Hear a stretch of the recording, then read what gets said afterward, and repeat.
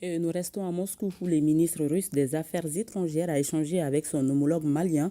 Au cours de cette rencontre bilatérale, les questions de défense et de développement ont été abordées. Les deux pays expriment leur volonté à aller encore plus loin dans leur coopération pour faire face aux défis du moment, dont le terrorisme. Nous retrouvons nos envoyés spéciaux à Moscou, Bourama Traoré et Sidiki Balo. La géographie est un atout plus qu'un handicap entre le Mali et la Fédération de Russie, deux pays qui ne partagent pas les mêmes continents, mais liés par le développement et la solidarité. Au plan bilatéral, Moscou et Bamako se targuent d'avoir des liens forts et historiques. Nous intensifions nos contacts en matière de la coopération de la défense. Et ici, nos représentants rencontrent leurs collègues. Ils participent notamment dans la préparation de vos cadres militaires, mais aussi, bien sûr, des cadres civils. Et c'est aussi un aspect très important humanitaire de notre coopération.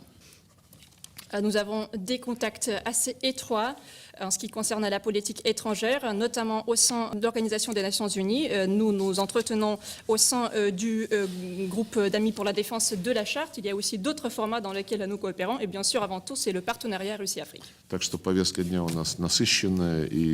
Ici également, l'appui russe au Mali dans le domaine militaire a été également évoqué et fortement salué, ce qui permet aux forces armées maliennes de régner en maître absolu sur l'ensemble du territoire national.